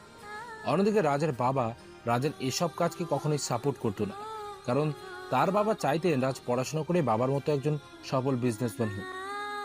তাই তার বাবা তাকে সবসময় এ নিয়ে অনেক বোঝাতেন আর বকাঝকাও করতেন। কিন্তু রাজের একটাই কথা, সে এসব কাজ কখনো ছাড়তে পারবে না। এভাবেই চলছিল তাদের জীবন। কিন্তু হঠাৎ, ভাইয়া, ভাইয়া ওঠ বলছি, ওঠ ভাইয়া, মা রাখছে তোকে, ওঠ তাড়াতাড়ি। রাজ ঘুমের মধ্যে হাই দিতে দিতে মায়াকে বলে, এই তুই যা তো এখান থেকে। একটু ঘুমাতে দে। মা তোমার ছেলে উঠ। উম, উম। মায়া আর কিছু বলার আগেই রাজ মায়ের মুখ চেপে ধরে। কিছু সময় পর রাজ মায়ের মুখ ছেড়ে দেয়। মায়া ছাড়া পেয়ে বড় একটা নিঃশ্বাস নিয়ে রাজকে উদুম কেলানি শুরু করে। আরে ওই পেতনি থাম, এত মারছিস কেন আমায়? আরে শান্ত, কেন আপনি জানেন না আপনাকে কেন মারছে? তুই আমার মুখ চেপে দৌড়লি কেন কুত্তা? বলে আবার মারতে শুরু করলাম ভাইয়াকে। বোন থাম থাম, আর বানিস না আমায়। আজ তোকে অনেকগুলো চকলেট কিনে দেব, কেমন? আমি জানি আমার বোনটা চকলেট খুব পছন্দ করে, তাই থিওরিটা ইউজ করলাম। তার মানে আমার ভাই জানি যে আমি চকলেট খুব পছন্দ করি, আর তাই আমাকে চকলেটের লোভ দেখিয়ে বেঁচে যেতে চাইছে।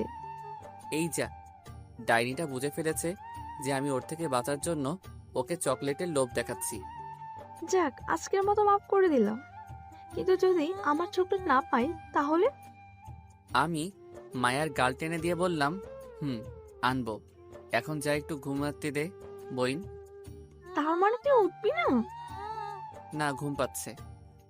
বলেই রাজ আবার ঘুমিয়ে পড়ে। রাজ ভেবেছে মায়া হয়তো চলে গেছে, কিন্তু না। কিছু সময় পর রাজ বিছানা থেকে লাফ দিয়ে উঠে বসে। সে পাশে তাকিয়ে দেখে মায়া একটা বালতি নিয়ে দাঁড়িয়ে আছে। আসলে মায়া রাজের গায়ে পানি ঢেলে দিয়েছে। রাজ মায়ার দিকে রাগি চোখে তাকায়। মায়া একটা ভেঙচি কেটে দৌড়ে চলে যায়। রাজ বেচারা আর কি বা করবে, একমাত্র বোন একটু তো দুষ্টুমি করবেই। তাই সে আর কিছু না ভেবে ফ্রেশ হয়ে নেয় আর নিচে চলে যায় নাস্তা করতে। নাস্তা করে মায়াকে নিয়ে বেরিয়ে পড়ে কলেজের উদ্দেশ্যে। মায়া আর রাজ একই কলেজে পড়ে। রাজ মায়াকে ক্লাসে রেখে নিজের ক্লাসে চলে যায়। রাজ ক্লাস করছিল, হঠাৎ তার চোখ পড়ে মাঠের মাঝে। সে দেখতে পায় কলেজের বাইরে কিছু ছেলেরা মিলে মায়াকে ডিস্টার্ব করছে। এটা দেখে রাজের মাথা পুরো বিগড়ে যায়। রাজ সেখানে যায়, গিয়ে বলে, এই এখানে কি হচ্ছে? একটা ছেলে বলে ওঠে, এই বেটা, তা কি তোকে কৈফিয়ত দিতে হবে নাকি? বোনটা যেহেতু আমার, সেহেতু আমাকেই বলতে হবে। ও, তার মানে তুই ওর ভাই? তো শালা বাবু, তোমার বোনকে আমার কাছে দিয়ে দাও না, আমি একটু দেখি। এটা শুনে রাজার মাথায় রক্ত উঠে গেল। তারপরও রাজ মায়ের হাত ধরে বলল, বোন চল বাড়ি চলে যাই। এটা বলে আমি মায়াকে নিয়ে হাঁটা ধরলাম, কিন্তু সেই ছেলেগুলোর মধ্যে একজন মায়ের হাত ধরে রেখেছে। এটা দেখে নিজেকে আর কন্ট্রোল করতে পারলাম না। আমি জানি ভাইয়া কেমন, সে চেয়েছিল কোনো ঝামেলায় না জড়াতে, তাই সে আমাকে নিয়ে চলে যেতে চেয়েছিল। কিন্তু এই ছেলেগুলো এবার আমার হাত ধরেছে, ভুল করেছে, এতে ওদের মৃত্যু নিশ্চিত। আমি ছেলেটার বুক বরাবর একটা লাথি মারলাম। ছেলেটা কিছুটা দূরে গিয়ে ছিটকে পড়ল। ছেলেটা আবার সোজা হয়ে দাঁড়িয়ে বলল, তুই সব থেকে বড় ভুল করেছিস আমাকে মেরে। এবার তোকে যে এর ফল ভোগ করতেই হবে। এই তোরা দাঁড়িয়ে দাঁড়িয়ে কি দেখেছিস, মার ওকে। সঙ্গে সঙ্গে সবাই আমাকে মারার জন্য এগিয়ে এলে সবাইকে এলোপাতাড়ি মারতে শুরু করলাম। কিছু সময়ের মধ্যে কলেজটা একদম নিস্তব্ধ হয়ে গেছে, কারণ আমার লোকজনও কলেজে চলে এসেছে। আর আমার লোকেরা ওদের সবাইকে মেরে ফেলেছে, শুধু সেই লিডার ছেলেটা ছাড়া। এই আমাকে ছেড়ে দে, আমি কিন্তু এমপির ছেলে, আমার কিছু হলে তুই বাঁচতে পারবি না। ছেলেটার কথা শুনে তো রাজের মাথা বিগড়ে যায়। এই তুই মনে হচ্ছে আমাকে হুমকি দিচ্ছিস? Very bad. আমাকে কেউ হুমকি দিলে আমি তাকে কখনোই ছেড়ে কথা বলি না, এটা আমার পার্সোনালিটি। এটা বলে রাজ পাশে পড়ে থাকা একটা রড দিয়ে ছেলেটার মাথায় একটা বাড়ি মারে। ছেলেটার মাথা ফেটে রক্ত পড়তে থাকে। ছেলেটা ব্যথায় চিৎকার করছে। কর কর, চিৎকার কর, দেখি আমি তোর গলায় কত জোর আছে। জানোয়ারের বাচ্চা, এত সময় কি যেন বলছিলি? আমি বাঁচতে পারবো না। এবার তোকে কে বাঁচাবে? তবে মরার আগে আমার পরিচয়টা জেনে মর, তাহলে মরার আগে অন্তত জানতে পারবি যে কে তোকে মেরেছে। আমি DK Raj, the gangster of king. ছেলেটা রাজের মুখে এমন কথা শুনে চোখ বড় বড় হয়ে যায়, আর ছেলেটা সেখানে শেষ নিঃশ্বাস ত্যাগ করে। রাজ কলেজের সবার উদ্দেশ্যে বলে ওঠে, সবাই কান খুলে শুনে রাখ, মায়া আমার একমাত্র বোন। ওর দিকে যদি কেউ খারাপ নজরে তাকিয়েছো বা ওর কোনো ক্ষতি করার চেষ্টা করেছো, তাহলে তার অবস্থাও ঠিক এদের মতোই হবে। It's that clear? এটা বলে রাজ মায়াকে নিয়ে কলেজ থেকে বেরিয়ে যায়। কিন্তু বাড়িতে যাবার পর রাজ দেখতে পায় তার বাবা ড্রয়িং রুমে বসে আছে। রাজ নিজের রুমের দিকে যেতে লাগলে তার বাবা তাকে ডাক দেয়। রাজ দাদা। কথাটা রাজের বাবা একটু জোরে গলায় বলে। রাজের মা চিৎকার শুনে দৌড়ে ড্রয়িং রুমে আসে। হ্যাঁ বাবা বলো। রাজের বাবা কোনো কথা না বলেই সোজা রাজের গালে চর বসিয়ে দেয়। রাজ তো অবাক চোখে তার বাবার দিকে তাকিয়ে আছে, কারণ তার বাবা কখনো তার গায়ে হাত তুলেনি। যদি তার মা তাকে কখনো মারতো তাহলে তাকেও বকা দিত রাজের বাবা। তাই রাজের যেন বিশ্বাসই হচ্ছে না যে তার বাবা তাকে মেরেছে। বাবা তুমি আমাকে মারলে? হ্যাঁ মেরেছি। এই মারটা যদি আগে মারতাম তাহলে আমাকে আজ এই দিনটা দেখতে হতো না। বাবা তুমি কি বলছো এসব? আর কেনই বা বলছো? কি হয়েছে বলো আমায়। কি হয়েছে তাই না? তোর জন্য আজ প্রথমবার আমাকে থানায় যেতে হয়েছে, পুলিশের কাছে অপমানিত হতে হয়েছে। আমি নাকি আমার ছেলেকে একটা গুন্ডা বানিয়েছি, মানুষ না বানিয়ে। ছোটবেলা থেকে তোর কোনো চাওয়া পাওয়া অপূর্ণ রাখিনি আমি। যখন যেটা চেয়েছিস এনে দিয়েছি, কিন্তু কিন্তু আমি তোর কাছে কি চেয়েছিলাম? শুধু চেয়েছিলাম তুই উচ্চ শিক্ষায় শিক্ষিত হয়ে আমাদের মুখ উজ্জ্বল করবি, আমাদের ব্যবসার হাল ধরবি। কিন্তু না, হয়েছিস গুন্ডা মাস্তান আর একটা খুনি। তুই আজও খুন করে এসেছিস, আর তার জন্য থানার ওসির কাছে আমাকে অপমানিত হতে হয়েছে। মায়া তার বাবার এমন ধারা কথা শুনে বলে ওঠে, বাবা ভাইয়া ওই ছেলেটাকে মেরে কোনো দোষ করেনি, বরং আরো ভালো করেছে। ওদের মতো জানোয়ারের বাচ্চাদের এমন শাস্তি হওয়া উচিত। চুপ কর বেদব মেয়ে। বেদব আমাকে জ্ঞান দিচ্ছে। তোর জন্য আমার মেয়েটা নষ্ট হতে বসেছে। বেরিয়ে যা এই বাড়ি থেকে, বেরিয়ে যা। রাজের বাবার এমন কথা শুনে সবাই অবাক হয়ে তাকিয়ে আছে তার দিকে। রাজ তো অসহায় দৃষ্টিতে তাকিয়ে আছে তার বাবার দিকে। কি বলছো কি তুমি এসব? ও কোথায় যাবে? আমি আমার ছেলেকে কোথাও যেতে দিব না। আমার ছেলে এই বাড়িতেই থাকবে। ভাইয়া কোথাও যাবে না, ভাইকে ছাড়া থাকতে পারবো না বাবা, প্লিজ বাবা। মায়া আর কিছু বলতে পারছে না, কান্না করতে করতে হেঁচকি উঠে গেছে। ও এই বাড়িতে থাকলে তোমরা সবাই আমার মরা মুখ দেখবে। এখন বলো তোমরা কোনটা চাও? ও এই বাড়ি থেকে চলে যাক, না আমার মরা মুখ দেখতে চাও? না বাবা না, তোমাকে মরতে হবে না। আমি বরং বাসা ছেড়ে চলে যাচ্ছি। তুই বাড়ি ছেড়ে চলে যাবি মানে? কোথায় যাবি তুই? তোকে কোথাও যেতে হবে না।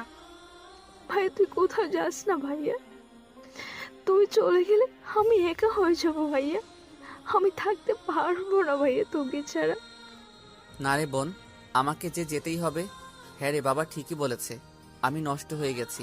আমি এই বাড়িতে থাকলে তুইও নষ্ট হয়ে যাবি।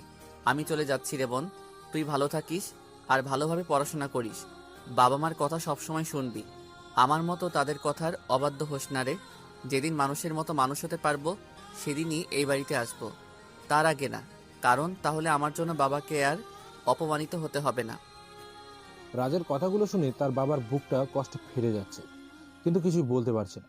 কারণ সে জানে আজ যদি সে রাজকে বাধা না দেয় তাহলে রাজ আর কোনোদিনও মানুষ হবে না। রাজ এবার তার মায়ের কাছে যায়।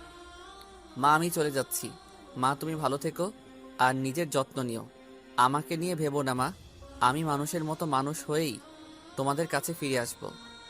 এটা বলে রাজ সে বাড়ি ছেড়েছিল, আর আজও বাড়ি ফেরেনি। রাজ বাড়ি থেকে বের হয়ে রাস্তা দিয়ে হাঁটছিল, তখনই তার চোখ পড়ে কিছু দূরে একজন পরীর ওপর। সে দেখে তাদের মধ্যে একজন খুবই সুন্দর। রাজ প্রথম দেখায় মেয়েটাকে পছন্দ করে ফেলে। সে তার লোক দিয়ে খোঁজ লাগায়, আর পরে মেয়েটা যে কলেজে পড়ে সেই কলেজে সেও ভর্তি হয়। আর সেই মেয়েটাই হচ্ছে রিয়া। রাজ রিয়াকে নিজের করে পাবার জন্য একই কলেজে ভর্তি হলেও সে প্রতিজ্ঞা করেছিল যে সে আগে নিজেকে মানুষের মতো মানুষ করবে, তারপর রিয়াকে নিজের করে নেবে। তাই রাজ না পারছে রিয়াকে কাছে টানতে, আর না পারছে দূরে ছেড়ে দিতে। এর পরের ঘটনা তো আপনারা জানেনই। বর্তমান রাজ উঠে কলেজের গেটের দিকে গেল। আরব রাজকে জিজ্ঞেস করলো, কিরে কোথায় যাচ্ছিস? বস্তিতে যাচ্ছি। ভালো লাগছে না, তুই ক্লাস কর কেমন? এটা বলে রাজ সেখান থেকে চলে যায়, আর আরব মুচকে হাসে। দিয়েছি তোর মনের মধ্যে শর্তরে। এবার তুই রিয়ার কষ্ট মেনে নিতে না পেরে ওকে আপন করে নিবি, ভালোবাসতে শুরু করবি, আর তখনই আমার দ্বিতীয় চাল চালবো। রাজ বস্তিতে আসে, কিন্তু সে তার মনে কোনো শান্তি পাচ্ছে না। তার মন বিচলিত হয়ে আছে। কি করবে সে কিছুই ভেবে পাচ্ছে না। না, মেয়েটাকে আর কষ্ট দিব না। কালই ওকে কাছে টেনে নিব, আপন করে নিব সারা জীবনের জন্য। ওকে একটা কল করে দেখি। হ্যালো, কি ব্যাপার, কথা বলছেন না কেন? কে আপনি? রিয়া, রিয়া ফোনের অপর পাশের মানুষটার কণ্ঠস্বর শুনে নীরবে কান্না করছে। রিয়ার কান্নার আওয়াজ রাজ ভালোভাবেই শুনতে পাচ্ছে। কি হলো, কিছু বলবে না? কেন ফোন দিয়েছো? কাল আমার সাথে একটু দেখা করতে পারবে? কেন? সেটা কাল দেখা হলেই না হয় বলবো। তুমি শুধু কালকে পার্কে চলে এসো। আচ্ছা, আসবো। রাজ ফোনটা কেটে দেয়। রিয়া তো আজ ভীষণ খুশি। রাজ তাকে ডেকেছে আর সে যাবে না, সেটা কি কখনো হয়? পরদিন সকালে রিয়া একটা নীল রঙের শাড়ি পরে খুব সুন্দর করে সাজগোজ করে নেয় রিয়া, কারণ তার প্রিয় মানুষটা আজ তাকে ডেকেছে। রিয়া বাড়ি থেকে বের হয়ে যায়। অন্যদিকে রাজ পার্কে অপেক্ষা করছে রিয়ার জন্য, কিন্তু প্রায় 2 ঘন্টা হয়ে গেছে, কিন্তু রিয়ার আসার কোনো নামগন্ধই নেই। রাজ আরো কিছু সময় বসে থাকে রিয়ার জন্য, কিন্তু রিয়া আসে না। তাই রাজ নিরাশ হয়ে বাসার উদ্দেশ্যে রওনা দেয়। রাজ ভেবে নেয় রিয়া হয়তো এবার তার সাথে ছলনা করছে। রাজ রাস্তার এক পাশ থেকে হেঁটে চলেছে। হঠাৎ রাস্তার পাশে থাকা একটা দোকানে তার চোখ আটকে যায়। দোকানের টিভিতে নিউজ দেখে রাজের পায়ের রক্ত মাথায় উঠে যায়। নিউজটা ছিল এমন: থানার ওসির মেয়েকে আজ সকালে কে বা কারা যেন কিডন্যাপ করে নিয়ে গেছে। এটা দেখে রাজের শরীর থরথর করে কাঁপছে। সে সঙ্গে সঙ্গে শিমুলকে ফোন দিল। হ্যাঁ ভাই, বলুন। সবাইকে রেডি হতে বলো। কেন ভাই, কি হয়েছে? রিয়াকে কারা যেন কিডন্যাপ করে নিয়ে গেছে। এ আপনি কি বলছেন ভাই? হ্যাঁ, আমি ঠিকই বলছি। আর শোনো। তারপর রাজ শিমুলকে সবকিছু বুঝিয়ে বলে কিভাবে কি করতে হবে। শিমুলও সেই অনুযায়ী কাজ করতে থাকে। রাজ বস্তিতে না গিয়ে রিয়ার ফোনের লোকেশন চেক করে, কিন্তু রিয়ার ফোনের লোকেশন দেখে তো রাজের চোখ কপালে উঠে যায়, কারণ রিয়ার ফোনের লাস্ট লোকেশন ছিল পার্কের গেটের কাছে। রাজ সেই লোকেশনের মতো যেতে থাকে, কিন্তু সেখানে গিয়ে কাউকে দেখতে পায় না। এরপর রাজ সেখানে কিছু সময় দাঁড়িয়ে থাকে, কি করবে ভেবে পাচ্ছে না। হঠাৎ তার চোখে পড়ে সেখানে থাকা একটা দোকানের সিসিটিভি ক্যামেরার দিকে। সে সেই দোকানে গিয়ে সিসিটিভি ক্যামেরার ফুটেজ চেক করে দেখতে পায় কিছু লোক রিয়াকে অজ্ঞান করে গাড়িতে করে তুলে নিয়ে গেছে। কিন্তু অবাক করার বিষয় হলো গাড়িতে কোনো নাম্বার প্লেট ছিল না। এখন রাজ ভেবে পাচ্ছে না কিভাবে কোথা থেকে শুরু করবে। গাড়ির নাম্বার থাকলে গাড়ির মালিককে সেটা তা জানাতে পারত, কিন্তু এখন কি করবে সে ভেবে পাচ্ছে না রাজ। হঠাৎ তার মনে পড়ে যে সে মেয়েটাকে উদ্ধার করেছিল, সেই মেয়েটার কথা। সে সঙ্গে সঙ্গে সেই মেয়েটির বাড়ির উদ্দেশ্যে রওনা দেয়, কিন্তু সেখানে গিয়ে সে যেটা দেখতে পায় তাতে তো তার মাথায় আকাশ ভেঙে পড়ার মতো অবস্থা। কারণ সেই মেয়েটা আর তার বাবাকে কারা যেন মেরে ফেলে রেখে চলে গেছে। গলায় ছুরি চালিয়ে মেরে দিয়েছে ওদের। রাজ সেখান থেকে নিরাশ হয়ে চলে আসে। অন্যদিকে রিয়া পিটপিট করে চোখ খুলে সে দেখতে পায় সে একটা অন্ধকার রুমের মধ্যে আছে, কিন্তু রুমের মধ্যে অন্য কেউই নেই। রিয়া ভয়ে কুঁকড়ে যাচ্ছে। হঠাৎ তার রাজের কথা মনে পড়ে। আজ তার রাজের সাথে দেখা করার কথা ছিল, কিন্তু কি থেকে কি হয়ে গেল সব। কারা ওকে এইভাবে তুলে আনলো সেটাই সে বুঝতে পারছে না। রিয়ার চোখ দুটো ভিজে আসছে এইভাবে যে রাজ তাকে নিয়ে কি ভাবছে এখন। রিয়ার খুব কান্না পাচ্ছিল। রাজ বস্তিতে ফিরে যায়। সে ঘরের ভেতরে ঢুকে দেখতে পায় তার বিছানার উপর একটা ল্যাপটপ রাখা, কিন্তু সে বুঝতে পারছে না কে রেখেছে এটা। রাজ হঠাৎ আরবকে ডাকতে থাকে। আরাব, এই আরাব, কোথায় তুই? রাজ শুনতে পায় ওয়াশরুম থেকে পানির আওয়াজ আসছে। কিছু সময় পর আরব ওয়াশরুম থেকে বেরিয়ে আসে। রাজ আরবকে জিজ্ঞেস করে, কিরে, এই ল্যাপটপ কার? সেটা আমি কি করে বলবো? তোর বিছানার উপর রাখা, আমি তো ভেবে নিয়েছি ওটা তোর। এটা বলে আরব মনে মনে একটা শয়তানি হাসি দেয়। তোর কি মাথা ঠিক আছে? এত দামি জিনিস আমি কোথা থেকে পাবো? সেটা আমি কি জানি? তোর বিছানার উপর তুই জানিস।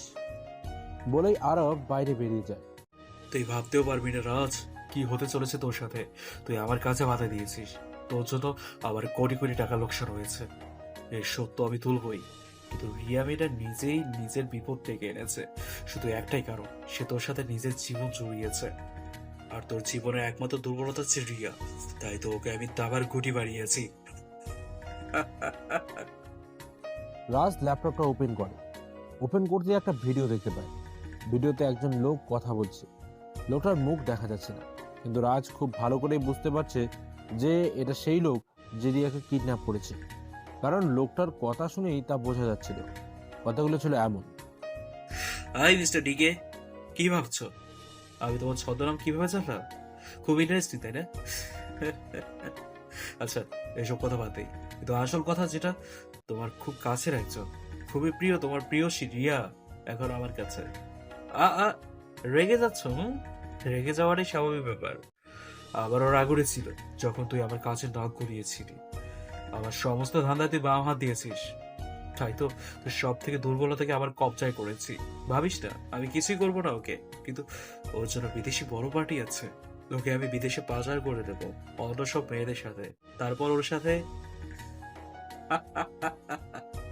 লোকটা অটো হাসি হাসতে থাকে আর ভিডিওটা সেখানেই শেষ হয়ে যায়। আর রাজের শরীরে রাগে থর থর করে কাঁপছে। তখন রাজের ফোনে একটা কল আসে। রাজ দেখলো শিমুল কল করেছে। হ্যাঁ শিমুল, বল। ভাই ওই গাড়িটার সন্ধান পাওয়া গেছে। কোথায় আছে গাড়িটা? ভাই গাড়িটার আশেপাশে একটা জঙ্গলে পড়ে আছে, কিন্তু গভীর ভিতরে আমরা একটা কাঠ পেয়েছি, আর সেই কাঠটা সাওয়াত হোসেনের। হোয়াট? কি বলছিস তুই? সাকাওয়াত হোসেনের? তাকে তো আমি কবেই শেষ করে দিয়েছি। জানি না ভাই, আমি যেটা জানি সেটা আপনাকে বললাম। রাজ বেরিয়ে পড়ে গন্তব্যের উদ্দেশ্যে, কিন্তু সেখানে গিয়ে সে দেখতে পায় অনেক গার্ড বাইরে দাঁড়িয়ে পাহারা দিচ্ছে। কিন্তু রাজ তো ভেতরে যাবেই, তার লক্ষ্য যে তাকে ভেদ করতেই হবে। মাথারি মারতে শুরু করে, কিন্তু একা এতগুলো লোকের সাথে পেরে ওঠা তো খুবই মুশকিল করে। কি আঘাত করলো সেটা দেখার জন্য রাজ পেছনে ঘুরতেই রাজের চোখ কপালে উঠে গেল, কারণ রাজ হবে না। ঠিক আছে, দেখা যাক কে কাকে মারে। এই বিশাল বিধান, তোরা দাঁড়িয়ে দাঁড়িয়ে কি দেখছিস? মার ওকে।